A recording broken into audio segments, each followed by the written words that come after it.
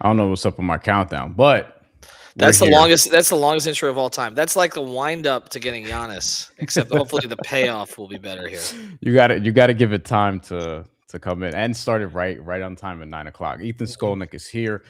We're gonna talk about the trade deadline and what did and did not happen, winners and losers, as I Mhm. call it. Um, oh, because you have a limited schedule, we'll stick with the loser for now. The team that you primarily cover, who didn't do jack on the trade deadline, and that would be the Miami Heat. So we'll start there. Giannis didn't go anywhere. Mhm. Jaren Jackson did.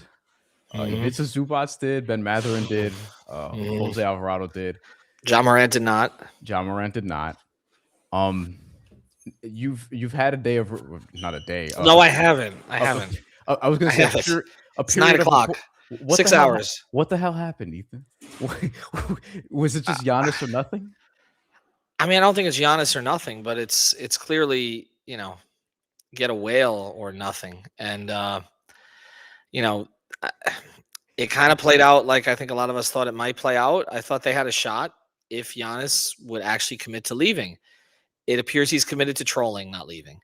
I don't know that he's ever going to leave Milwaukee. I really, he's. I mean, he's the guy who's never going to leave his wife. He's not happy. She doesn't cook. She doesn't clean. She yells at him all day long. He complains to all his friends. They have a ring. They have a ring. That's right. Just So like with they the wife. But ultimately, he goes to the bar, and his friend goes, "You ever going to leave? Nah, it's cheaper to keep her."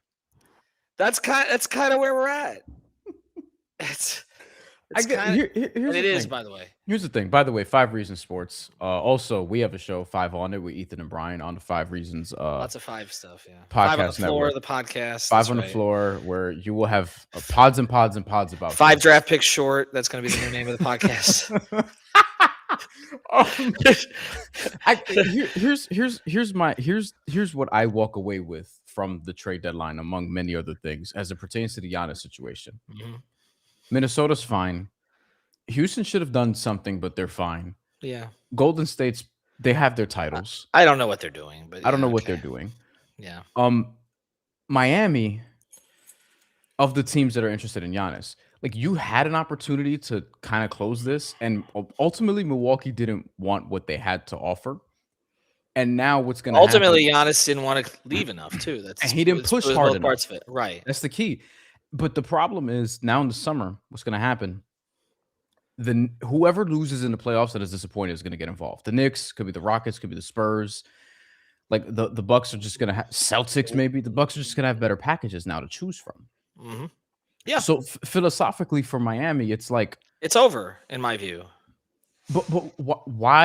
why did they not even the Jared McCain trade? Why didn't you try to do that with Khalil Ware? Why didn't you trade Because Wiggins they're for a holding they're ton of second holding on to rounders? because well they're okay. Well, first thing, we don't know what Milwaukee liked and didn't like out of their package. So there'll be more details that come out. My understanding is that they offered everything that Milwaukee could have asked for except, Bam. Which is what we expected. So I don't They're not think we're trading gonna Bam, I don't correct? I don't think we're gonna find out later that they held something back. I don't think it's that. We can say if they had been more proactive about trading players, selling off players instead of trying to keep them for fake playoff play-in runs, that they would have more picks to offer. I mean, this is an organizational philosophy issue.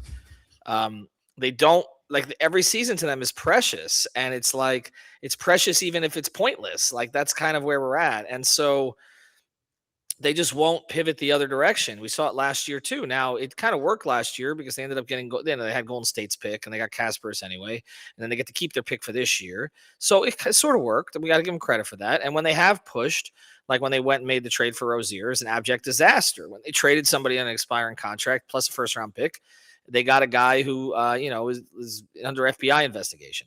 I and now they couldn't even move. They couldn't do anything with the contract. So I'm just saying, like, Brian, it's not like going after Giannis is not the problem. Not No, now, because agree. because Agree. because because I felt this was their only chance. Yes. That's what I'm saying. Now you got to give up the ghost, man. Maybe that will end up causing this to happen. Me So saying that, that's my follow. Do you yeah. think the front office awakening happens now? I mean, I don't know. There'll always be or another one. I mean, they're never going to draft their own, Brian, because they don't draft in the top 5. So it's got to be somebody else's. It's got to be a hand-me-down. so what it just doesn't make sense. You're the team who drafts better than most other teams, Mhm, and you don't want to accumulate draft picks. And mhm. you want to get in on all these stars and don't have enough. And you're right, there's always going to be another one because in the summer it's going to be Giannis again, maybe Donovan Mitchell if the Cavs flame out, maybe Kawhi Maybe. Leonard if Yeah, but they Clippers haven't decide wanted to to deal with rebuild. Kawhi in the past, so I don't know. I'm LeBron's conflicted going to on be a that one. free agent. LeBron's going to Cleveland. I think we all know. Once Joe Varden and Jason Lloyd, I worked with both those guys when LeBron went back to Cleveland. They know LeBron's situation better than anybody. They both think he's coming back. He's going back. They both thought he was going back in 14. I think LeBron's going to finish out in Cleveland. It makes sense. He should, honestly. So really, what are we talking about here? Who else? I mean, not going to be Wemby. It's not going to be Jokic. It's not going to be Luka. It's not going to be SGA. We just eliminated everybody.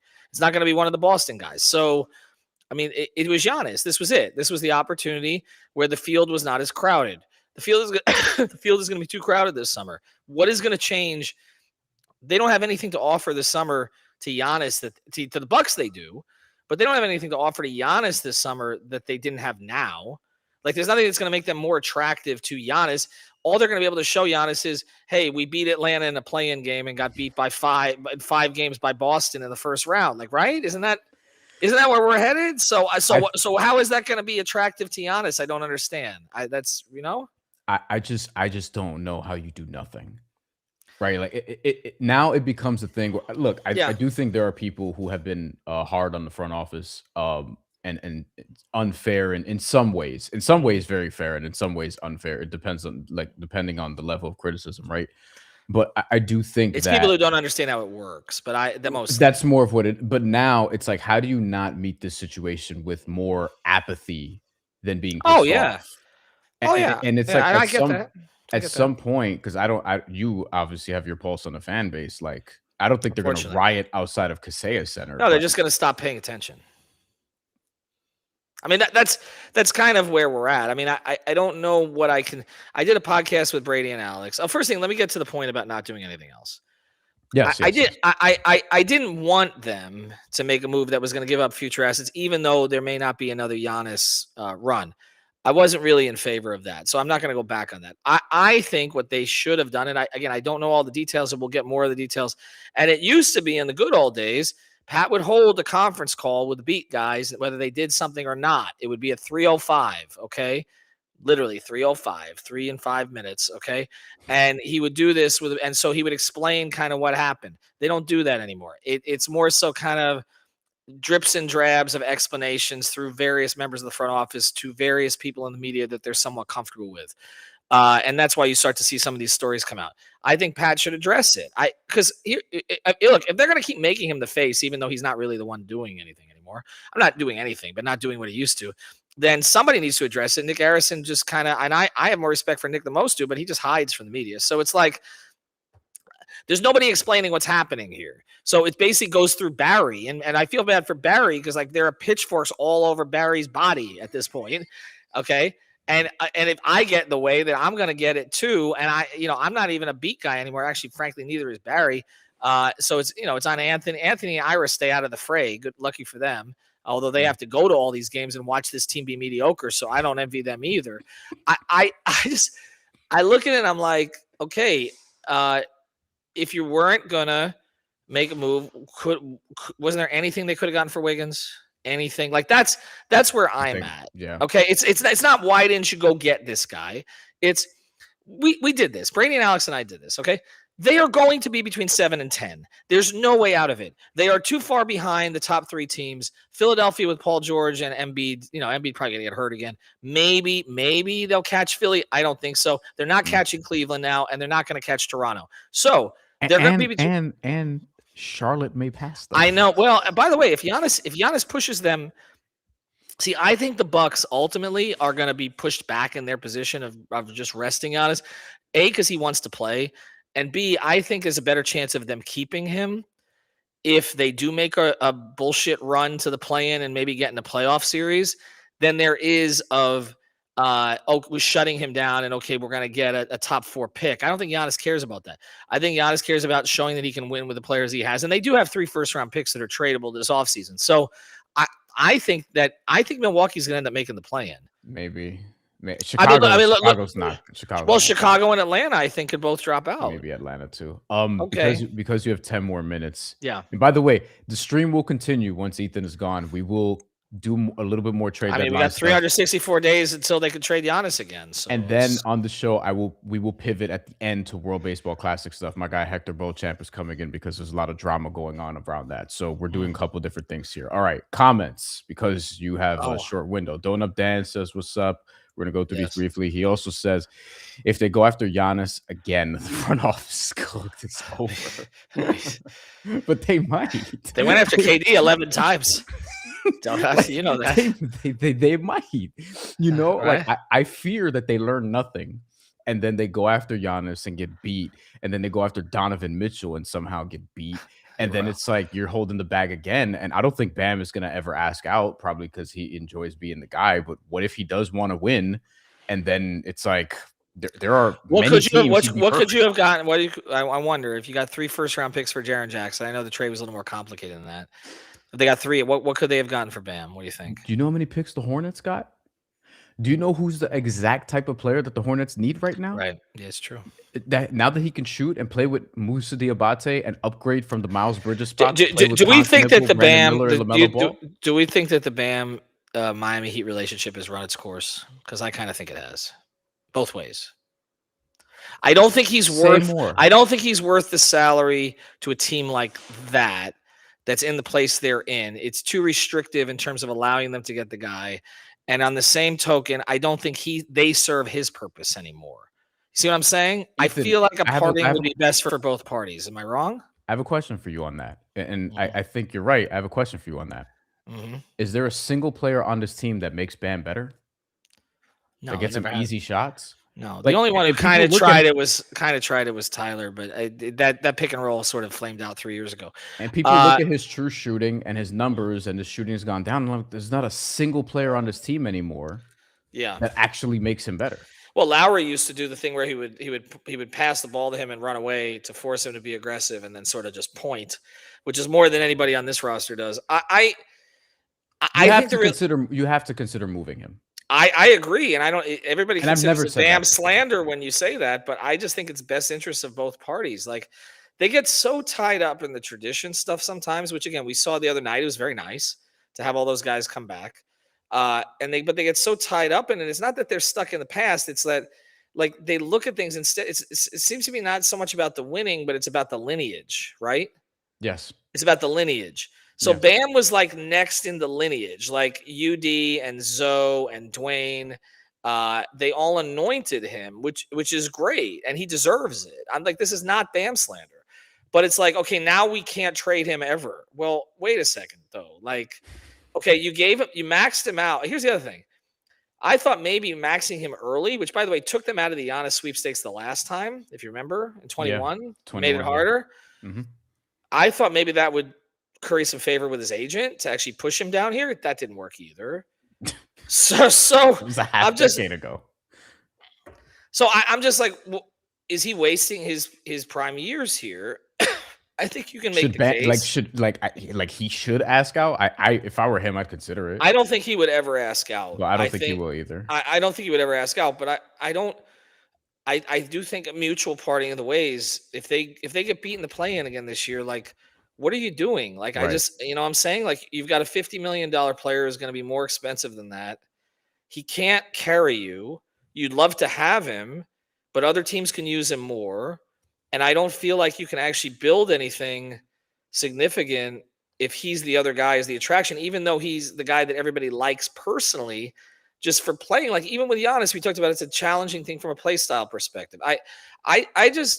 I don't know. I think it might make sense for both parties to kind of actually have that conversation, but they'll never have it because, again, it's about lineage now. Like, that's what it's about. It's about bringing the guys back, and this guy's a Heat lifer. I always hated that slogan, like more than I hated Heat culture, because I mean, it's nice to say, but it's like, okay, well, sometimes the office needs a shakeup, and they you know what I'm saying? They can't get a shakeup. They got this. I'm not trying to fire anybody in the front office, and for this reason, okay. And I've said this: the people that you're talking about, Arisons are not selling. Okay, Nick has been the final say. Mickey Mhm. doesn't even. Mickey's not running things. Mickey's at Carnival. Okay, yes, he's involved. Okay, but it's not. And then you look at the other guys. You're not firing Zoe. So who are we talking about? You're not. So the four guys we're talking about are Andy, Spo, Adam, right, And and Pat. Pat. Okay, well, Pat's not being fired. I mean, Pat's just doing less. So the other three guys are Spo, Adam, and Andy. And as Greg has said this, all three of them would, if you ever let them go, they would not get out of the garage before they were signing new contracts. So, like, who are I we think the talking issue about? though, It's a the issue, philosophical thing they need to figure yes, out and it's collectively. and the issue is also like that. It's just that even with those people, as great as they are, what they do, at least a few of them anyway, not maybe Yeah. not all of them. There's too many voices. Like ultimately, you have to have a decision that like one person has to be above the rest. It's Nick. But he was the one. I mean, I've said this before, so it's no secret. I mean, he was the one who didn't want the Rozier trade. He didn't put his foot down. But It's it's not a Nick. But everybody's blaming Nick. And I'm not. Look, I'm not taking sides between one or the other. I know each of all seven of them. I know them individually. Okay. right. All right. Pat's the one who's had the biggest issue with me through the years, but it's kind of fun. It's been a fun. Really, it's a It's little been a fun. surprising. It's been a fun relationship. One I, back I one I way. would imagine He, it's he's al- he also sent me very nice texts off certain articles and hugged me when I came back in the fold. But then there's been other times he hasn't been so thrilled with me. But the reality is he's a sentimental guy ultimately, which um he's got more sentimental views. But what I'm saying is I'm not saying there's one of the seven necessarily that needs to go. I just think philosophically what Barry is getting at, Barry is right. There is this. You can't save every fucking season. Like there. There are some seasons you just need to let it and go, teams are okay? beating you to that around the league. Like other teams are better Yeah. at punting, just letting go of the reins, being like, you know what, which is what they should have done last year. Which Mhm. I thought going into this season, pre Norman Powell, I thought, oh, they could actually do this. And once they got Norman Powell, it was like, well, they're probably gonna try That to might have win been the again. worst thing that they stole Norman Powell because they believed that they could actually compete this year. What it taught them is that it doesn't matter who's in the two guard role; they could turn them into an all star. A few more comments before we get up out of here. Before Yeah. you get up out of We here, didn't talk I about will any, not but get we up didn't out of talk here. about that anyways. Thank you, Royal. Appreciate it. Thank you. Hi, Royal. Always, boss man. Good Good to to see see you. you. Tyler's not traded. I know it's a rough day for you. That's Tyler and Norm will be getting extended. I don't know about both of them. I think Tyler will just walk at this point. They'll well, move Tyler's got one Wiggins. more year. I mean, after this, so he didn't walk No, him I anywhere know, yet. but I think Norm will get a deal, and then they'll just let Tyler expire or trade him when it's too late. Nobody wants him. Like nobody wants him right now. I And mean, Cam Thomas, you're in your neck of the woods, just got Cam waived, Thomas got waived. right? You have the white better version of Cam He's Thomas on better your than Cam team. Thomas. He's Even better. I said he's Royals got to better. admit that. I Yes, said he's better. you don't even. What happened? Rid You got scared off after the No, Cam I Thomas. didn't move. I didn't do anything. I was literally sitting right. I was just sitting right here. I didn't move. I can't move. This day I've been in front of a computer screen all day long. I run the Pacers site. They made a move. They got Zubats. I run the Grizzlies site. They traded Jaren. I run the Bucks site. They just trolled everybody. Chase says, after all this, do you think Spo will push to the front office like Brad did He's in not going to give Boston? up coaching. I don't think anytime soon. I think that the plan has been over the past few years. Spo leaves and he takes Spo's job. Well, Chris Quinn, no, Pat. When they need a face of the franchise, only because Nick won't be it. Okay, so the original, even though he's making the final I don't think decisions, the owner ever needs to be the face of the organization. But no, but Nick is more than that. He's negotiating deals. I mean, he and Andy negotiated the Jimmy deal, but he's never going to do it because he doesn't want to deal with the media. So that's why they keep propping Pat up. But so eventually they're going to have somebody else. And the plan at one point was Shane. Okay. Battier, and that But didn't. Shane and Pat did not click. Yeah, And Shane had issues with Spo from the last year. They yeah. weren't really giving Shane anything to do. I do know that Shane still consults with Nick because they are very close. Maybe he comes back at some point. I don't know, but I think the plan right now is maybe when Pat's out of the organization. But like, I think the plan right now is Spo assumes that role, but I don't believe he's giving up coaching. BN 4044. What is the next pivot? And we kind of talked about this The next already. pivot is to the plan. I don't. I mean, there's no pivot right now. The next pivot should be legitimately just showcase the shit out of Kalel Ware and Kasparas Jakachonis. Yeah, no, that's what I said. I would be playing Ware 25 minutes a game. I would be starting him I would with be Bam. playing. I don't I care would be at this playing. point. I would be playing Bam less. I don't know what the point is. Why I do would Bam? shut Bam down. Honestly, At I some said point, before the he season, won't let them. But yeah. right? I said before the season, I was like, play Bam till February and just shut him down because you're not going to do anything with this. Team. I think they should shut him down and just shut let him get his Norm down body too. right. He's played a lot of hurt. minutes. I would say, to me, this is Kasparas, Ware, Jaquez, Larson, and Jovic. Yep. And let the five of them play, even little Myron Gardner. Okay, too, yeah. Let these guys play. I don't need to see any more of Simone. Done good work lately. They didn't even trade Simone. Drew. I think know what Drew is. They can bring Drew back next year in the same role. He doesn't need to play the minutes he's playing now. Play Kasparas ahead of him. I like Drew, but I mean he serves a role, but he'll be part of them, but in a supplementary role. But they don't need to keep playing him. I just think that's it. But instead, that's not what they're going to do. That's what they're going to do. They should be shutting Norm down at a certain point too, and preserving him if they're going to be re-signing, because his body is already breaking down because he's had to carry because Tyler doesn't play. Davion too, he got hurt earlier. Heat Night 3 says, do you think we actually see minutes changes for the young guys now, which you literally just talked about? Do we think it will happen? No, but it should. They're going to force the Hero Powell thing when they're both healthy. I agree. If they're ever both healthy. Chase says he loves Bam. Trade him. B.561 says let's test that theory. I don't remember which one we're talking about because we'd said so much in 20 minutes and Ethan has to go. Cornelius Strong 4913 says who cares if Bam has out? He's a third option. Even on this team, he's a third option. He is the third option. Well, who's if Powell's the first option, who's the second option right now? Because Tyler doesn't play. I think Bam's the second option. I mean, Wiggins at times. I mean, Jaquez, honestly, to be honest with you, in Jaquez's minutes, he's no worse than the second option in his minutes. Right? But Bam when he comes in overall, off the bench, yes. Regardless, it's like I think on a championship team, he should be a third option because of everything he has to do on defense. Yeah. I don't think he's a $50 million overpaid role player. But I do think they should really consider trading him in a way that I probably didn't. All right, so I know what you're supposed to do is I'll give you 3 more minutes here because I know you got to get to other stuff. And we haven't talked about any of the trade deadline winners. So we just talked 22 minutes about the Heat. Which, as you expected, I'll just read this comment. I feel like if they punt on the season, they think it's wasting Spo's time. Doing everything they can to stay relevant. Spo's making $15 million, he'll survive. Yeah. And the point is he's going to get them to compete no matter what. I'm just saying play the guys that you're trying to build their value and see what you have. I don't need to see Simone anymore. I don't need to see as much Drew because he's kind of a finished product. I don't need to see Norm play 35 minutes and run the whole offense through him so that you can, again, lose by 5 games to Boston in the first round, best case scenario. And I don't need to see them run Bam into the ground when they can just play or wear more minutes. Did Brian just disappear? You just left me alone? I'm here. Okay. My Wi-Fi is not the greatest, I guess. Chase is saying that they'll pull off a win streak and get to the 6th seed. They might sit in the 6th seed. I don't think they'll stay in the 6th seed.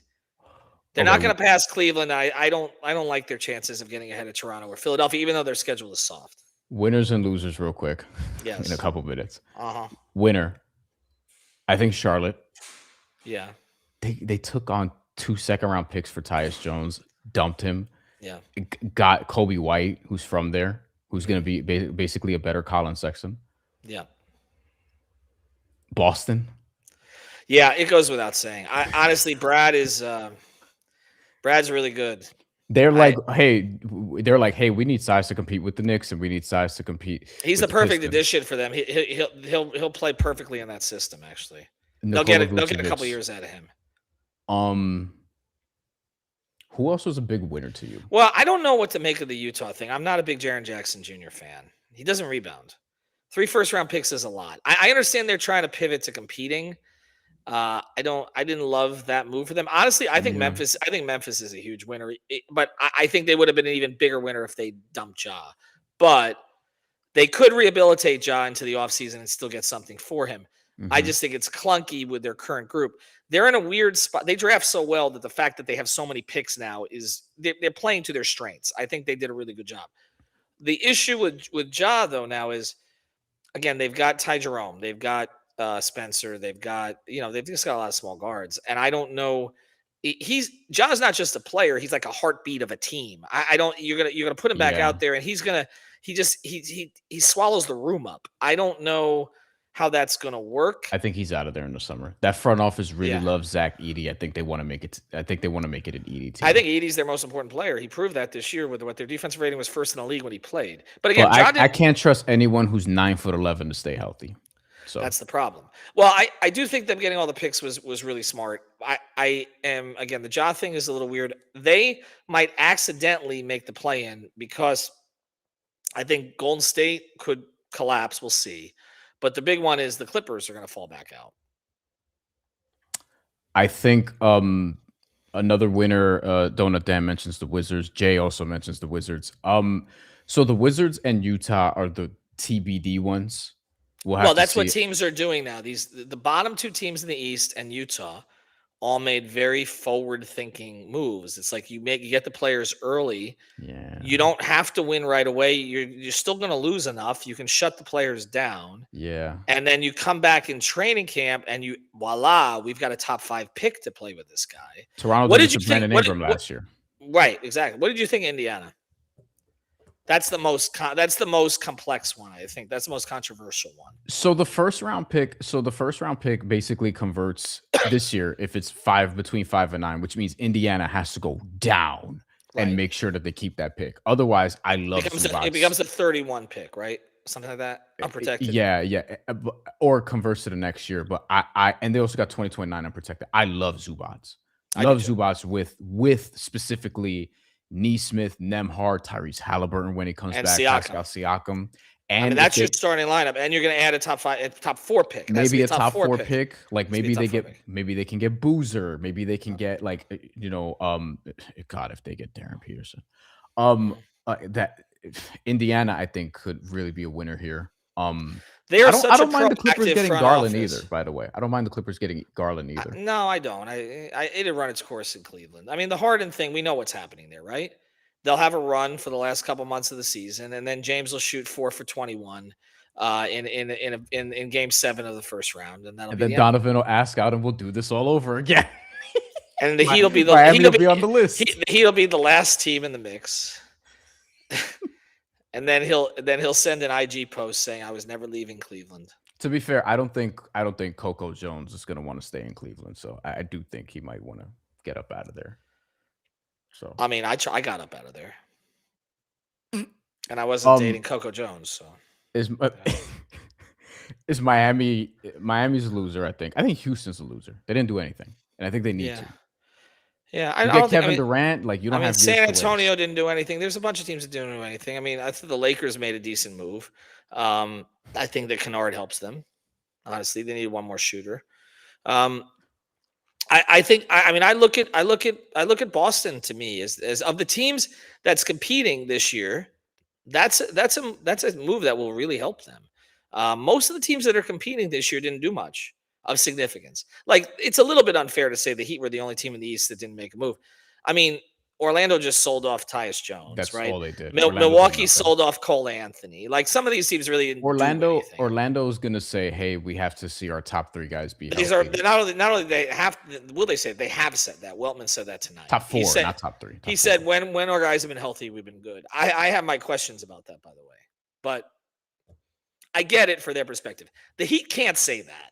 Let's close with that, okay? Yeah. Orlando can say that. Orlando can say, look, we want to see how Paolo and Franz and Suggs and Bain look together. Okay, we invested 4 first-round picks in Desmond Bain. This is our core. It's a young core. They're all 26 or younger, right? I want to see what this looks like. The Heat can't say that. The Heat can't say, well, we want to see what Bam and Ware and Tyler and Norm look like together. People are going to laugh at that, right? Spo doesn't even want to see what Bam and Ware look like together. Yeah. And Tyler and Norm are never going to be together because when one is in the lineup, the other's out of it. Yeah. I also Oh, I like Jose Alvarado for the well, I Knicks. know you do. I mean, you But never that's have. this literally if I were an NBA player, I would be Jose Alvarado. Yeah, Like pretty literally. much. Literally. That's Punching correct. punching Mark Williams in the face. You know what I mean? Like that Yeah, would literally be what that's I'm doing. that is your role. All All right, right. Ethan has to run. Five on I'm the not running floor. anywhere. I'm walking. I'm old. Thank you. Five on the floor podcast. Five on it. Stay here. We'll do a little bit more on the trade deadline. I'll bring in my guy Hector. Oh, and for those of you who are catching this late, we're going to Yes. put this on the 5 Reasons on NBA feed too Yes. That'll be in the where morning. five on it with Ethan and Brian is gonna be No, also. don't. No, I don't want to hear the Heat should go after anything. That's it. I don't want. Done That's with the it. transactions. And that's banned. Commenters, everyone watching, give me your winners and losers as Ethan gets out of here for the trade deadline. Um, all right, we are still going here. We're gonna go for a little bit more. I'm bringing Hector momentarily. I also bring in producer Future to talk more about the trade deadline, not just about like what's going on in Miami and all these different things. But it is a crazy, crazy time. Thank y'all for watching. Okay, so Heat Knights is OK3, OKC, because your name is Heat Knight 3, got that confused. OKC is a winner. Jared McCain, I think, is a good buy low opportunity for sure. Jared McCain also arrives with some really, really exciting dynamic play that we have not seen in a while because he's been injured. But I think, and it's funny, we were just talking about the Heat. I think with Khalil Ware, the Heat probably should have tried to do something similar in getting a first and some seconds if they're not going to play him. So I think the Heat should play him, but I digress. Jared McCain going to OKC is pretty fun, pretty dynamic. And then Philly got out of the tax by doing that. So they were able to clear up the books. A lot of the trades you saw, as a matter of fact, were just like cap clearing and getting out of the tax and getting out of the second apron. And, except for Sacramento, who dove deeper in. Sacramento is probably the biggest loser out of everyone in the trade deadline because they just saved Cleveland money for no reason and just did a whole bunch of stupid shit, regardless. And they still have DeMar DeRozan and Domantas Sabonis and Zach LaVine on their roster. It's just Sacramento's idiotic. Donut Dance is Charlotte for sure. I love what Charlotte did. Absolutely love what Charlotte did. I think they're going to be in the play-in. I bet on them to make the play-in before the season started. I think they can be in the playoffs right now. As of the time I'm talking, and you guys are watching this, they're beating Houston. Charlotte is. They're beating Houston 73-64. They've won a bunch of games in a row. Concanippo was 8 points on 12 shots. Go figure. I mean, this team is really, really good. Like really good. Lately, they started off 4-14, but they had some injuries, and since then they've just been a nightmare to play against. And honestly, my favorite team to watch this season. Like aesthetically, they have a bunch of guys who can shoot. They're kind of like, it looks like they're kind of trying to replicate what the Indiana Pacers did, where you had length everywhere, you had shooting everywhere, you had creativity. The defense isn't great yet, but Moussa Diabate is a really, really high level paint presence in terms of his activity and rebounding and switchability. He's still raw, but he's developed. Somebody who used to be with the Clippers, nobody remembers it. He's been really good as well. Rob says OKC, Boston, and Charlotte. Boston, Nikola Vucevic getting in there for Anthony Simons, who was playing pretty well. As a matter of fact, Anthony Simons was.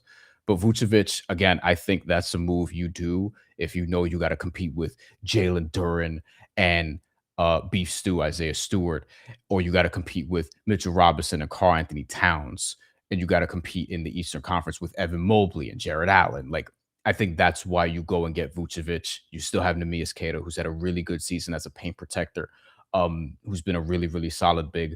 Don't know who's gonna start. I guess it will be Vucevic at some point, if not at first, but I like that move for Boston. I think it's going to work, and I think Vucevic can replicate some of the shooting you lost from a stretchability standpoint with the bigs, aka Al Horford, and most notably Chris Porzingis. Defensively, he's not good, but you're getting him for the offense. You're getting him for the rebounding. Chase says he loves Jose for the Knicks. I do as well, as just mentioned. Chase also says winners, Pacers, losers, Heat. I like the Pacers move. They weren't going to resign Ben Mathurin anyway. It made sense to get something for him. The picks, they could afford to lose those, and Indiana is going to be good right away, so long as Tyrese Halliburton doesn't have any complications recovering from the Achilles.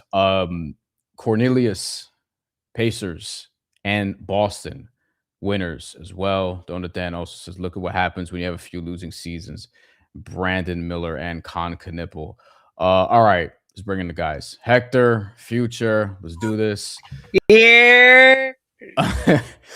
Hector, we'll start with you because you've obviously you covered the Knicks a little bit and or a lot of bit, I should say. They get Jose Alvarado. Their peers get active. Detroit adds a little bit of shooting with Kevin Herter. They needed that. Don't know who's going to do what on the buyout market. Boston goes and gets Nikola Vucevic, as mentioned. The Pacers, they kick the can down the road to next year, but they do get Ivica Zubac. It's not nothing. Miami does nothing. I guess what are the things that stood out to you the most from the trade deadline overall? We can't hear you, bro. Nice. Nice. Welcome back to Restream, Hector Beauchamp. Welcome back to Restream. Welcome back to Restream, Hector Beauchamp. But what's good, Brian? What's good, Future? Shout out to the chat. Everybody who's here. Follow Uptown Sports, Latino Sports for Hector's on all social media platforms. Check out our website, latinosports.com. But like you guys were already touching it, Giannis not being traded, all that talk, all the hype, all the clickbait that's been circulating for the past several months, and Giannis is staying in Milwaukee for the foreseeable future. Let's see what happens. And I agree with you. If Milwaukee can make a run and get in the postseason, and they're not trying to tank for that draft pick, I think they could convince Giannis maybe, but I don't know. I don't know. We gotta wait to see what happens with that. But when it comes to Alvarado, that's the move that Brian, I think that you and we've talked about. Anytime we talked about, that's the move that I've been pushing for and I've been wanting. I've had conversations with people that I know that are connected to the Knicks, and because Latino Sports is not TMZ, I couldn't release like a speculation article about it because my editor, shout out to Robert Rizzo, felt that would be too clickbaity. But yeah, I'm excited about that. They've wanted him for months. I can tell you that. So Deuce McBride is injured. He has a hernia injury. He's getting a procedure done. So he's going to be out until around the playoffs, perhaps. Yeah. And we'll get more clarity on that. Fingers crossed if he has no setbacks. If he has any setbacks, he won't even come back this season. Knock on wood. Hernia is no joke. And as we're talking about the trade deadline, like the Jose Alvarado thing was like, first of all, you get Gershon Yabusele to waive the player option for about $6 million next year to accept the trade to Chicago for Dalen Terry. Thank you. They get Dalen Terry. And then a couple Knicks fans are like, here's what they're getting in Dalen Terry. And I'm like, are you motherfuckers insane? Like, you're not keeping Dalen Terry. And also, Dalen Terry's not good. Like, he's not even playing with the Bulls right now. You put it on I think you put it on Twitter, and I retweeted you immediately when you said that. Yeah, he's not going to even be here for more than like 24 or 48 hours or something like that. So they attach 2 second-round picks and get Jose Alvarado, who Alvarado served me food before. I ever told you this? Oh, no. So I was covering a tournament where he was at Christ the King, because Christ the King was walking distance from where I grew up at. So I used to go there when I broke in as a reporter. I was doing stories on like their basketball teams, the boys and girls basketball teams, because their girls team is always one of the best in the country, and their guys teams as well. They had Musa Cisse, who's currently with the Dallas Mavericks, Kofi Coburn, whose name is not spelled Coburn, it's spelled something else, but he's been playing professionally, and he was in Asia at one point. And Jose Alvarado was on this team around that time, and no one thought he was going to be an NBA player. Not a fucking person, that I can find. He was playing on the AAU circuit, went to Georgia Tech, all these different things. He's really, really good. So, it's surprising that he's even stuck this long. So I'm happy for him that he gets to root for his hometown team. Future, I know you want to get some shit off about Giannis specifically. You over there chuckling and shit. So let's do it. Giannis pissed you off. Let's get the rant. Come on, bro. I hate the Bucks. They led the entire trade deadline off like, oh, we're gonna move him. We're at the point. Giannis wants out. Let's go. Sam's tweets. Giannis ain't going nowhere. And wait, Future, did you even hold on? Actually, let me pull this up because I have the ability to do this. Obviously, I've not shared screen a single time yet. That is a record for me because I love doing that shit. But so Giannis's tweet, have you seen this? Giannis's tweet. Giannis's tweet from after. Oh, if Future, if that pissed you off, I'm gonna make you more mad. Hold on. Don't look it up. Don't look it up. Not even his tweet. Well, I gotta see this. I need to see this now. I have to know. It's the tweet and the caption. So here we go. You're gonna know what it is as soon as I show you. But I'm gonna show you anyway. God. I swear, if it's him dancing, also too with Doc. Oh my God! He said, legends don't chase, they attract. This is 30 minutes after the deadline finished, and it's the clip from Wolf of Wall Street, Leonardo DiCaprio saying, "I'm not fucking leaving." Oh my God! I can't, bro. He's not real. You did not lead off this entire trade deadline telling everybody, "Oh yeah, I'm out. I'm out." And not just that. What Doc Rivers said in the press conference when he said that Giannis is putting Shams on the trade block just to see what he could get back. He could get back in return for him. Giannis, by the way, for people watching in the chat, and let us know what you think. Also, just any other trade deadline thoughts before we pivot to some baseball to end this, because I want to get out of here around 10. Giannis, $54 million this year, 58 next year. He's extension eligible this summer. He's extension eligible for 4 years and $70 million per year in October if he remains with the Bucks that long. If not, I think he has to wait for when 70? He's on 6 months with his new team per year. Yeah, it's about 70. It's a shade under that, but it's a ridiculous amount of money. That Tom Haberstroh reported this. So he has a player option for 62.7 million, really 62.8 with rounding in 2027-28. That he'll likely be on a long-term deal by then. I think the Giannis shit is just like, come on, bro. Like it's like, I heard Bill Simmons say this. I listened to Bill a little bit before I came on. He was talking with Zach Lowe, and he said, like, what is Giannis doing? And I agree with this totally, from the standpoint of like, why are you wasting a year? You know, he linked it back to like Kevin Garnett, for example. Kevin Garnett stood all that time in Minnesota for what? And then he finally got his ring when he got traded to Boston. But like, he could have had better years if he had traded sooner. Like, they could have gotten more prime years, whether it was Boston or wherever else. And it feels like Giannis is kind of just, as Bill put it, and I agree, throwing away another postseason. And I would even like take it a step further and say, like, yo, like, your prime, I don't know how much longer it's going to last, but you're going to be 32 in December. You have a hyper athletic physical style of basketball. And it's like, bro, what are we doing here? You know what I mean? So I want to see Giannis in a better basketball situation, but he appears to just want to be one of these one team dudes. I hope that's the case with Giannis, that he stays with the same team. We don't see that anymore in sports nowadays. It's tough too, honestly, financially. It's tough. No, free agency, the money that's out there, the money that people can get. I get not even it, just trades. If you're drafted to a small market team, like Milwaukee, and there's an opportunity for you to go either to San Francisco with the Golden State Warriors, or to New York with the Knicks, or to Miami, or any bigger market that's Milwaukee. You're taking, especially in the later stages of your career. It's just Milwaukee. They're very I know they got some first round picks to mess around with, but it's not that much. They don't have that many assets to throw out there in order to get Giannis, that co-star, to go toe and toe with in the Eastern Conference. We got some live producing right now, y'all. Folks in the chat. This is called live producing on the spot. Yeah, I just gotta like look at WBC here now. Let me shout out the chat as you do that. Shout out to Donut Dan in the building. Donut Dan, how you doing? Salute. David Rasidi is in the building. David R, how are you doing? We got Chase Cook Croft 8842. How are you doing? Royal A Shepherd is in the building. Folks in the chat, if you guys can, hit that like button, hit that subscribe button for my man Bryan Fonseca. And if you can, if there's any specific questions when it comes to the World Baseball Classic, or any baseball conversations, or any baseball topics you want me and Bryan to touch on, drop it in the chat and we'll touch on them if we get to them while we have this conversation. And shout out to my Megazord that's in the background. If you guys are Power Rangers in space, shout out to my girlfriend. She got that for me for Christmas. We're going to bring Future back in a sec. Just want to tee up some WBC for you. David, hold on, drops in the comments. If the team wants to trade, they will do it in a heartbeat. I guess this is in reference to Milwaukee.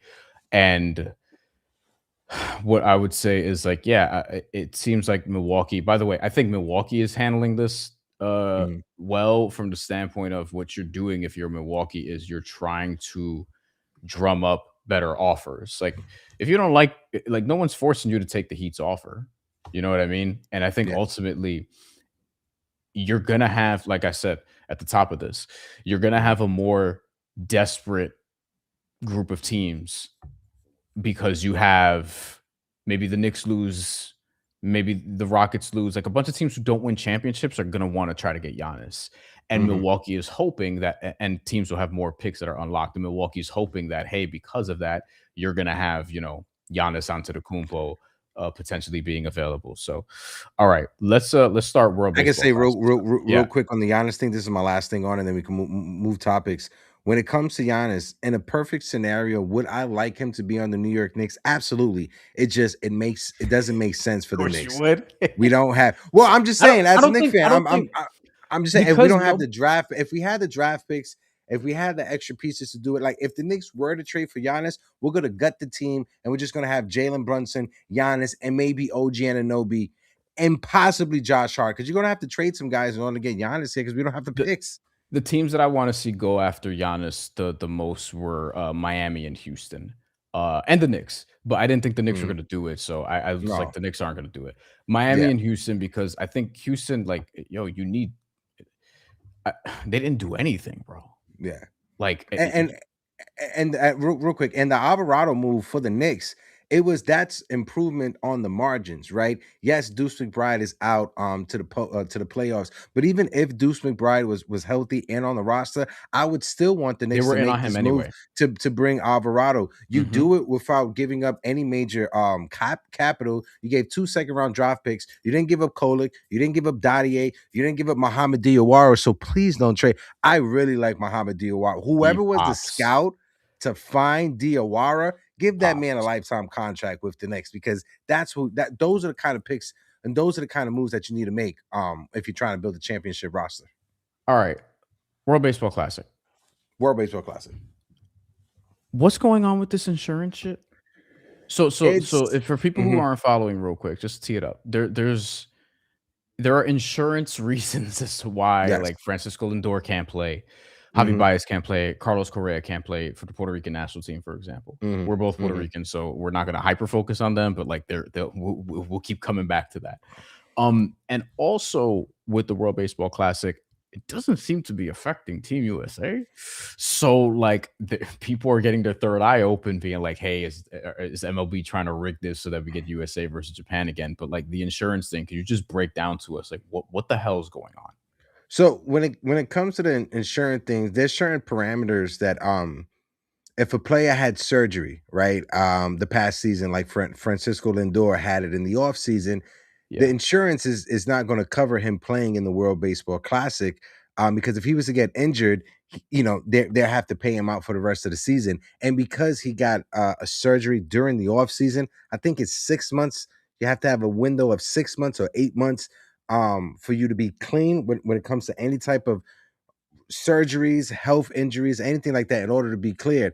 Javi Baez in September, he got hit in a pitch or foul. He fouled off a ball that hit him in the helmet against Sandy Alcantara. He was taken out of the game, and they treated him for concussion protocols. So because he fell under that concussion protocol situation in September, it's murky, and that's why he's not cleared for the World Baseball Classic. And with Carlos Correa, it's just the reason why he's not a New York Met. It's because his injury history. I think the season before he had, I think I had it right here. He had some type of surgery. Yeah, he had surgery the season before, and with his injury history, the insurance just didn't want to cover it. A lot of people want to talk about Aaron Judge, and they point to Aaron Judge being injured and going on the IL, and yeah, that did happen last year, but he didn't have a surgery, and he is outside that 6 to 8 month window in order for you to be cleared. So I get it. It's people complaining. Um, uh, People from the team complaining about not having their superstars, and it's them not wanting to be embarrassed when they're playing at home, when they're hosting at home. And I get that, I understand that. But you got Team Panama, You got Team Nicaragua. You got other teams that do not have any superstars that are going to go out there and compete. So if you were to, now they're going to have the team, you know, they're playing. But if they were to come out, Brian, and say that we're not going to participate in the World Baseball Classic, you're taking away an opportunity from any young kid that's in the minor leagues that would want to represent their country, right? Perfect example, Elmer Rodriguez Cruz from the New York Yankees. He's going to be in the World Baseball Classic. Fernando Cruz is somebody that he has close connections with Latino sports, and he gave us some information over the weekend. Edwin Diaz is going to be there. Seth Lugo, he won the Latino MVP award the year before. He's somebody that's close with Latino sports. It would have been a disappointment if Puerto Rico didn't participate in the World Baseball Classic, Brian. Because they're hosting. Also, that's the other piece of this, right? It's like they're hosting one of the brackets, if you will, one of the sides of the bracket. They're hosting the first round in Puerto Rico at the Hyden Stadium. But on top of it, when you look at all the different places, Puerto Rico, Brian, is the most expensive ticket out of them all.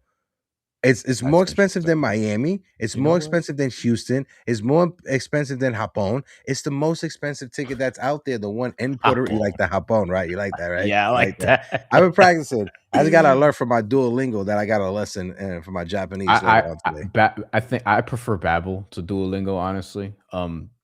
But I get it. Duolingo's like colorful and shit. So yeah, you know, I need the stimulation. But no, I like Babbel because I listened to the Le Batard show and they had a code for it. And I started using it. And I was like, oh, this feels like it works a little bit better. But when I remember to use it, it's good. Something that came out earlier today, right? And this was funny because of the person who reported it. But per Jay Fonseca, no relation to Bryan Fonseca. Well, I don't know that. I don't know that. This is a Puerto Rican journalist named Jay Fonseca. Who's from San Lorenzo. You know where my family's from? You know exactly who I'm talking about, too. You know where my family's from? San Lorenzo. That could be a cousin. I don't know. I might not be the only media person in my own fucking family, Hector. Yeah. So per Brian's cousin, Jay Fonseca in Puerto Rico, a predominant high-profile Puerto Rican investor has stepped up, offering to fully cover the private insurance costs for Francisco Lindor and Carlos Correa, clearing a path for both of them to join Team Puerto Rico in the 2026 World Baseball Classic. How true that is, I'm not too sure. We're going to wait to see because I know there's supposed to be a deadline. A lot of the rosters came out today, but let's see what happens over the next couple of days. If you want to stay up to date when it comes to World Baseball Classic news, make sure you guys are following Latino sports. Future wants to rant about this. We're going to bring him back in a sec. Go ahead. I'm going to turn my camera off to go get me some water. I'm dying here. Okay. So Hector's going to do that. Let's bring in Future now. Future, you want to get your rant off about this before I bring Hector back in. World Baseball Classic, what has you pissed off? Because I think a lot of people are pissed off about this, to be fair. Is it the insurance thing? I can't cheer for my freaking country. Like don't get me wrong, I'm gonna cheer for them, but it's like, how you gonna have it on the island and you're not gonna have your best players? It's just like, yeah, say what you want. Okay, Edwin's there. This team is being held up by a closer, a starter, and Fernando Cruz, Seth Lugo, Edwin Diaz. This team. I put it to you guys this way: if you see no face, then not ideal for a team that like tends to produce like really good players. Held up by my cousin, Emmanuel Rivera. It's no relation at all. And Nolan Arenado. Christian Willie Vasquez. Castro is. We get Nolan Alvarado to play. We get Nolan Arenado to play Alvarado because I'm thinking of Jose Alvarado. We get Nolan Arenado to play, and we can't get like our actual shortstop. It's ridiculous, honestly. So there was a comment as Hector jumps back in. There was a comment actually that I found really interesting, guys. I found this really interesting. So I was looking at a Reddit exchange just to see what people were saying about this because I do that. As a matter of fact, I tweeted something from Hornets Reddit and it's low-key going. I'm not gonna say viral, but it had 600 likes an hour ago. Now it has 7,000. We have a banger. We got a banger. So yeah, that was an accident, but I like the Hornets. So what could I say? But this is real interesting. So I went to look up what people were saying about this. on baseball Reddit, just literally baseball. You know what I mean? They could talk about anything like the KBO, Pablo Sanchez, whatever, right? So we go here. This person says Felix C780. This was, in my opinion, the last tournament for Puerto Rico to have a chance as low as it was to make the finals. By 2030, their core will be too old, and considering the lack of top prospects from Puerto Rico currently, ... And then this dude, EPC player, responds with the comment that I found really interesting because I've heard this before. I'll read some of it. Said he talked with a coworker. He said that when they closed the Navy base in 2004, with a lot of money flowing into the island, that stopped, and basically really impacted baseball. And he said that it made sense that the last good wave of players was 10 to 12 or were around 10 to 12 at the time, which is basically like my age group. I was born in 1994. Francisco Lindor was born in 1993. Some of the guys we're talking about are in that same range. Lindor, Baez, Correa, Edwin Rosario, Hernandez, Barrios, Edwin Diaz. So basically he's saying like that stunted the growth and now you don't really get the same prospects. And then somebody basically was like, yeah, no offense to your coworker, that's bullshit. I was just about to say, yeah, that's really not. Forgot La Junta and there's some other stuff you skipped over, my guy. So here we go. While the closer, this is from #ShutUp_Take Money, which listen, shout out username. Shout out to the usernames. Shout out to the 10 out of 10. Shout out to the usernames. While the closer, although I'm not sure I agree with the message overall because that's very anyway. While the closer of the Navy base is true, the military base was not a large economic engine for the island. What truly messed up Puerto Rico was the expiration of IRS Section 936, which allowed companies to pay little to no federal taxes on products created in Puerto Rico, i.e. most valuable promotions promoted by Jake Paul. This led to a large number of factories setting up or set up in the island, helping to create a middle class that didn't exist before. Once that law expired in 2006, most of these factories either closed or severely reduced their capacity, with companies moving operations to cheaper Latin American or Asian countries.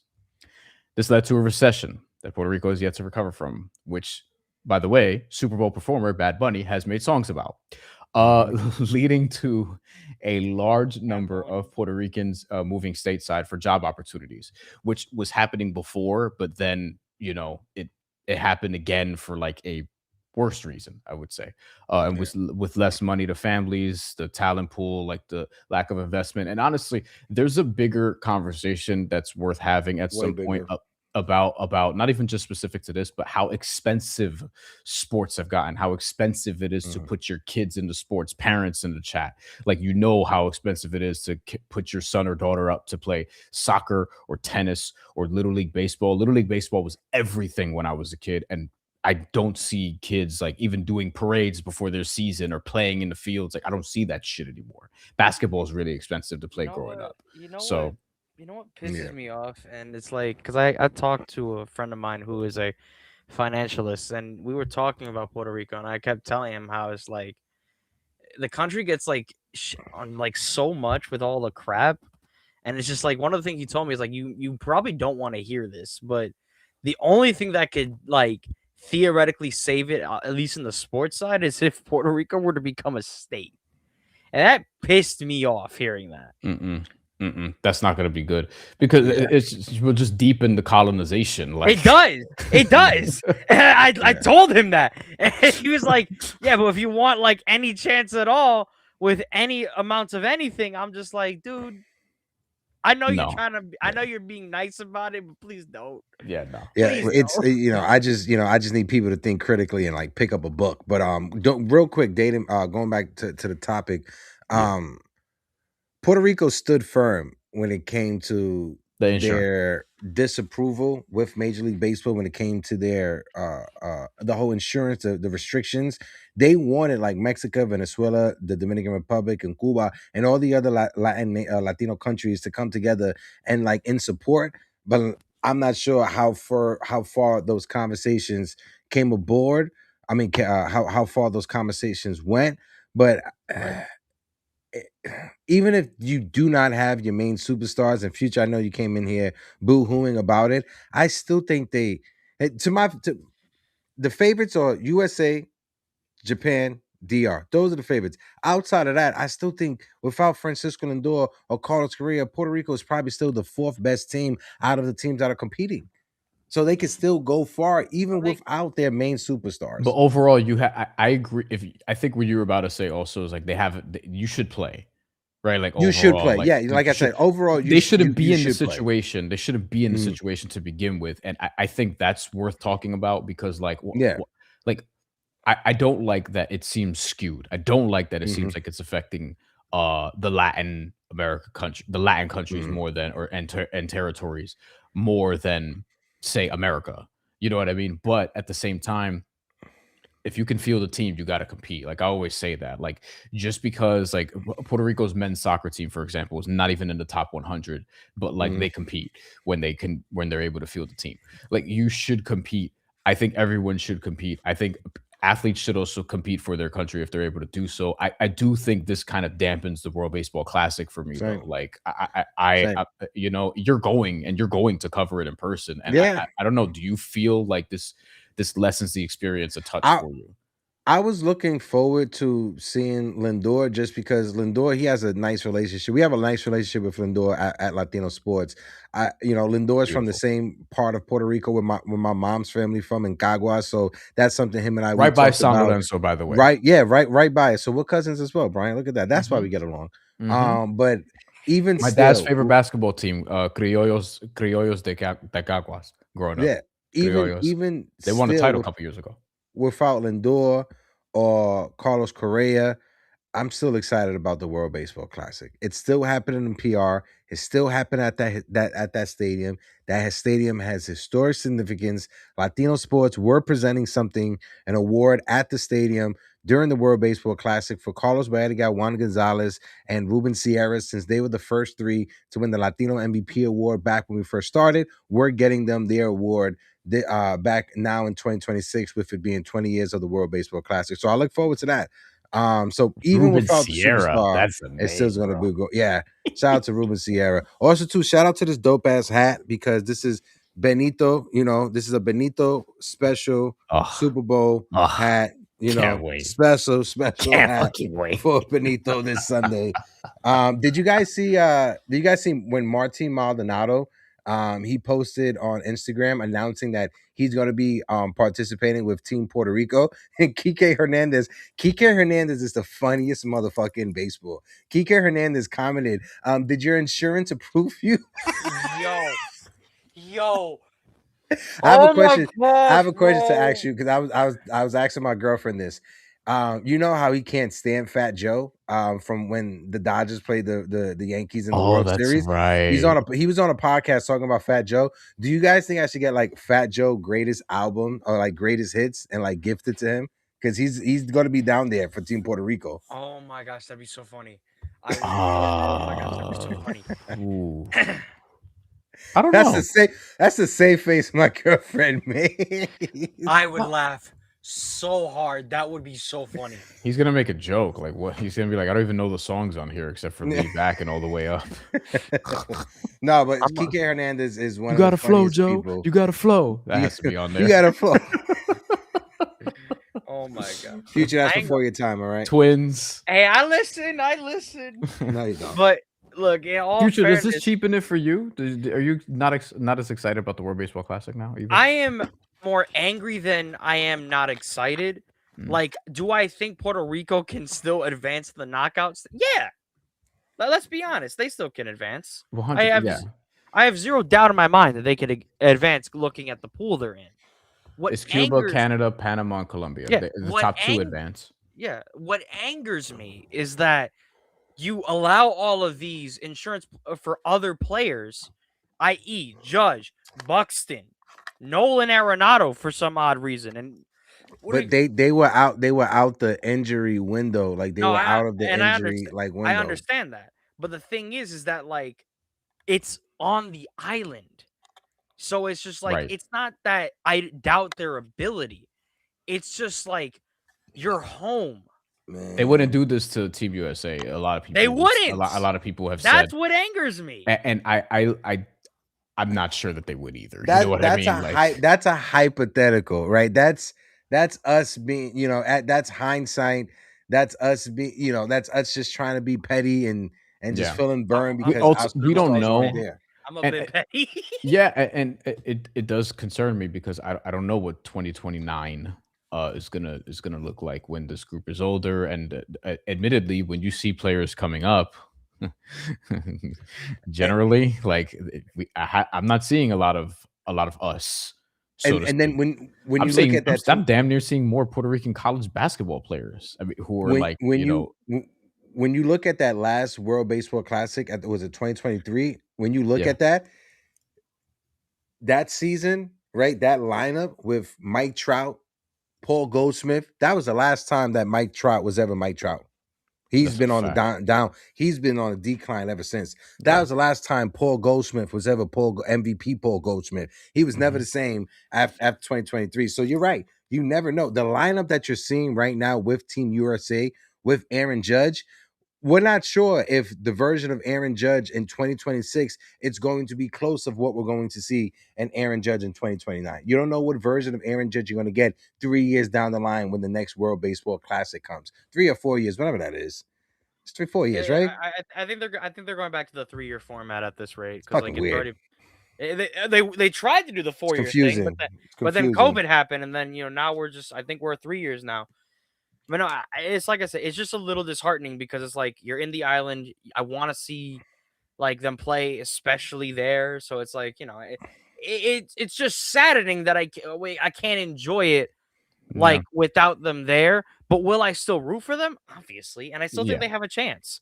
And especially if it's DR versus Puerto Rico, you already know I'm tuned in. Yeah, which happened in 2023, and that's where DR were still the favorites then, mind you. They were the favorites then. By the way, the game was great. Like they were partying with each other in the stadium and shit. It was music. It was instruments the entire time. It was exactly what you would see in like a soccer game between two teams from Europe or whatever. Just our version of it.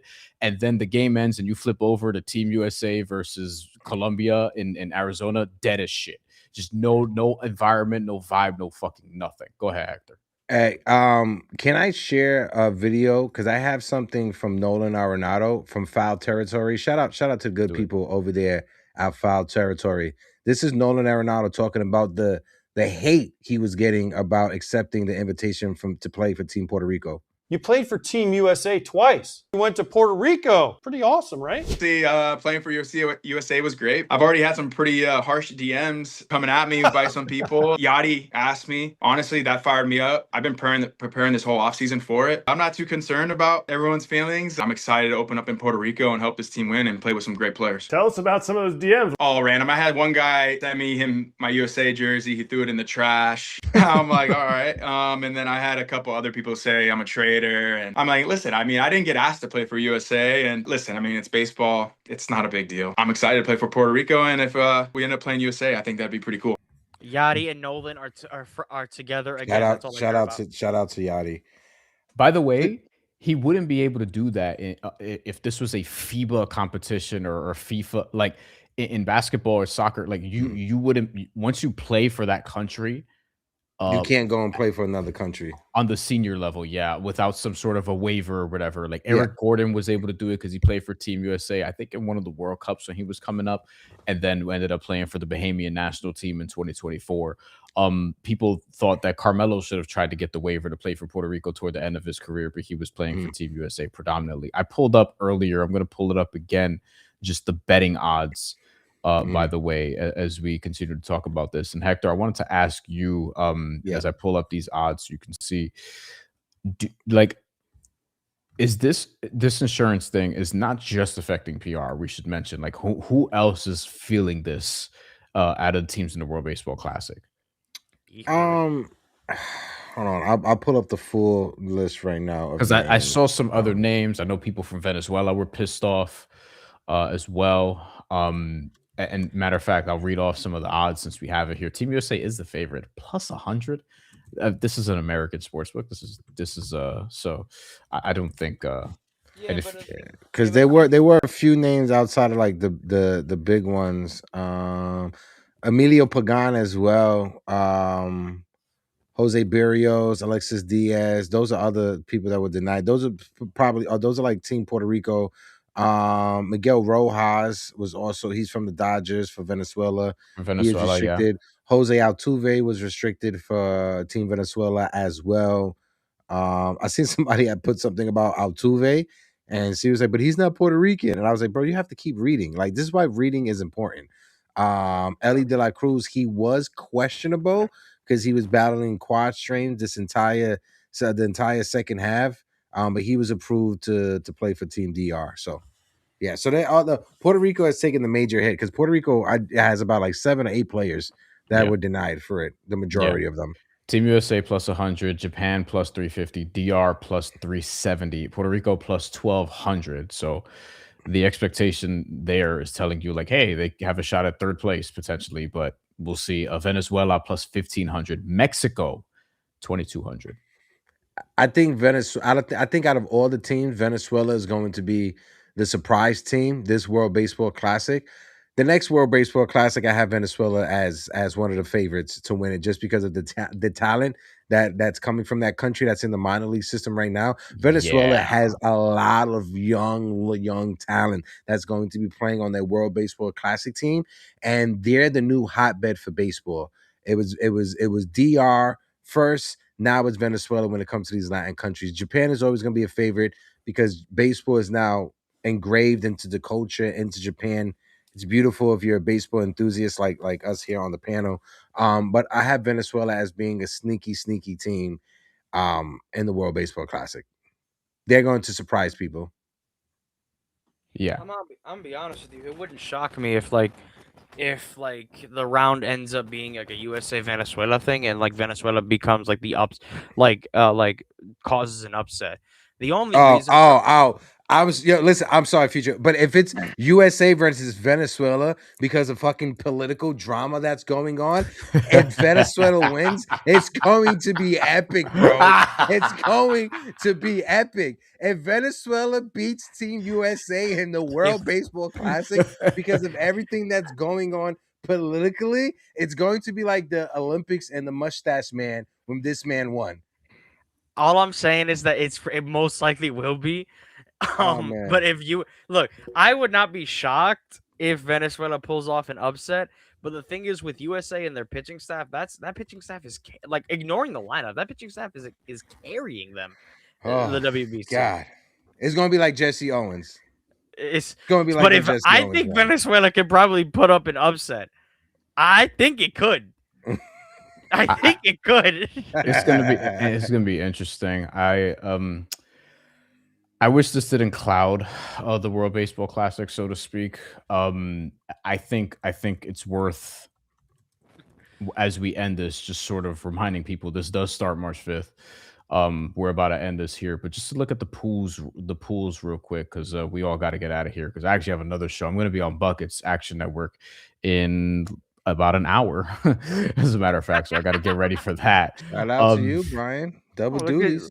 Look at Brian. Triple, because we did the trade deadline stream earlier at the Post when the Knicks got Jose Alvarado and a bunch of other things happened.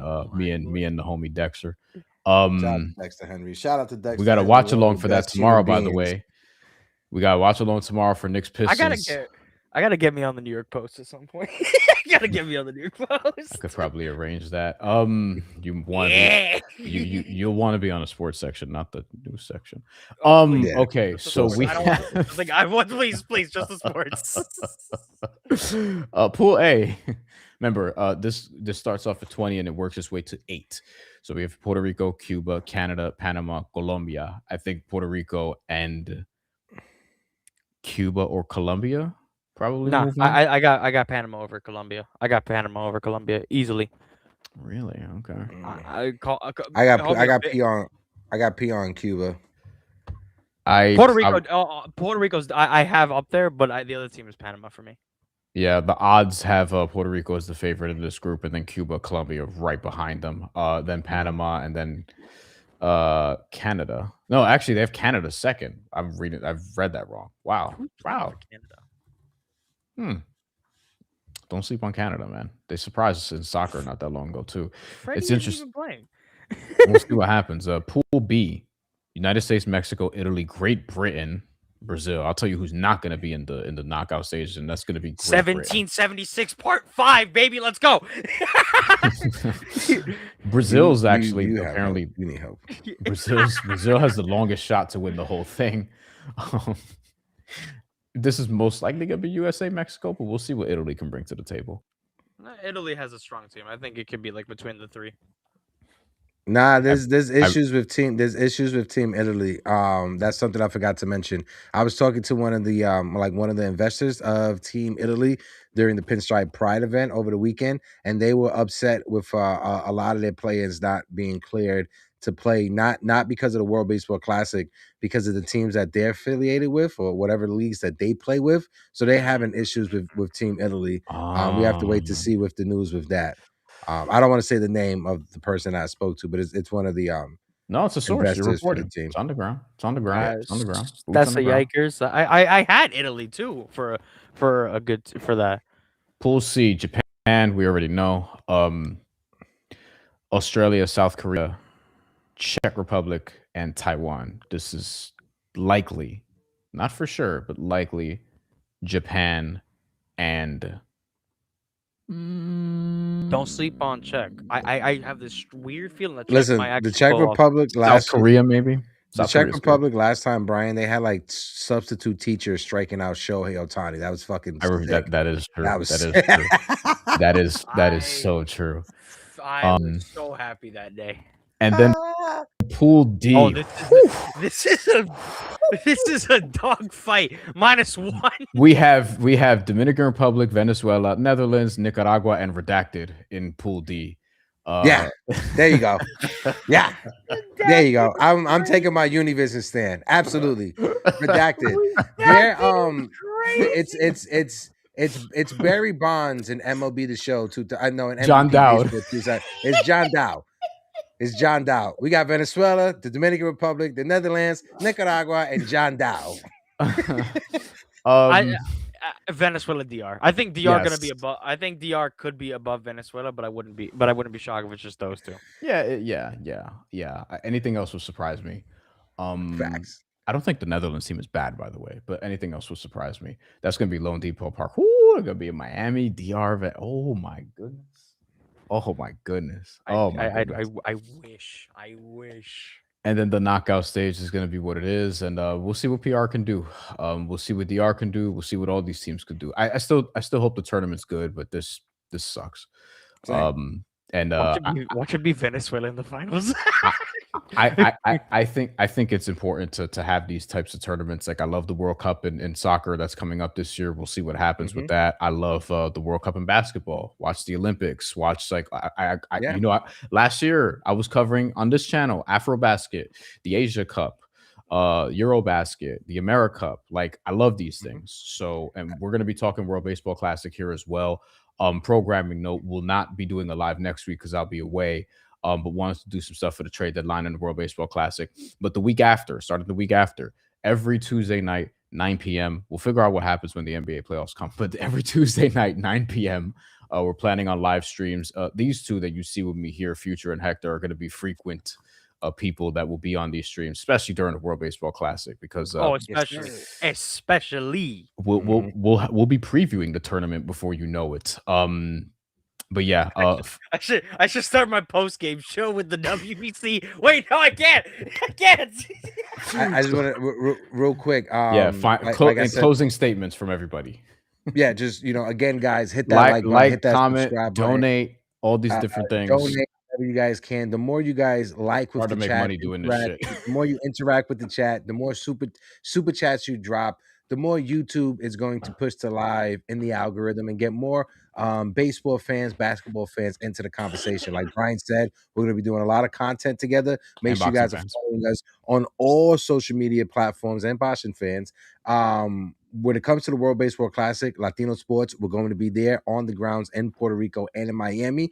And as well, next week, well, in 2 weeks, NCAA is presenting its PR challenge. This is the second year that they're doing it. There's some NCAA Division I colleges that will be in Puerto Rico. Oh, they used to do the Puerto Rico tip-off also. In San Juan and Caguas. Latino Sports will be there covering the event. We got exclusive interviews with a lot of the players, exclusive interviews with the people that are running the event, with the coaches as well. So make sure you guys are following us for way more access behind the scenes, because nobody is giving you guys behind the scene content when it comes to the World Baseball Classic and Major League Baseball like Latino Sports.